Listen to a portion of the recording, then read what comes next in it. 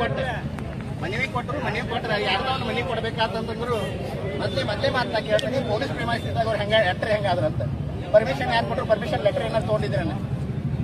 ಇದು ಒಂದೇದು. ಎರಡನೇದು, ವಕೀಲರ ಸೆಗಣಿಯಾಗಿನ ಹುಳ ಇದ್ದಂಗ ಅಂತ ಹೇಳಿ ನಿಂದನೆ ಮಾಡಿದಾರ.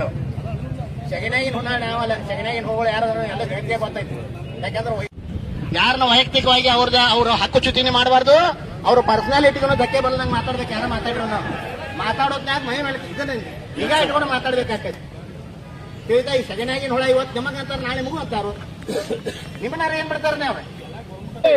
ಇವತ್ತಿನ ದಿವಸ ನಮ್ಮ ವಕೀಲರ ಸಂಘದ ವಿರುದ್ಧ ಕೆಲವೊಂದು ಸಂಘಟನೆಗಳು ಅವಹೇಳನಕಾರಿಗೆ ಮಾತನಾಡಿದ್ದು, ಅದು ನಮ್ಮ ಎಲ್ಲ ಸಂಘಟನೆಗೆ, ನಮ್ಮ ಎಲ್ಲ ವಕೀಲರಿಗೂ ಚ್ಯುತಿಯಾದಂತಿದೆ. ಕಾರಣ ಏನಾಗಿದೆ ಅಂತಂದ್ರೆ, ನಮ್ಮ ವಕೀಲರ ಸಂಘ ಅಂತಂದ್ರೆ ಅಥವಾ ಪೊಲೀಸ್ ಅಂತಂದ್ರೆ ಎರಡು ಸಂವಿಧಾನದ ಎರಡು ಅಂಗಗಳು. ನಾವು ವಕೀಲರು ಮತ್ತು ಪೊಲೀಸರು ಅಂತಂದ್ರೆ, ವಕೀಲರು ಮತ್ತು ಪೊಲೀಸರು ಎರಡು ಸಂವಿಧಾನದ ಎರಡು ಅಂಗಗಳು. ನಾವು ವಕೀಲರು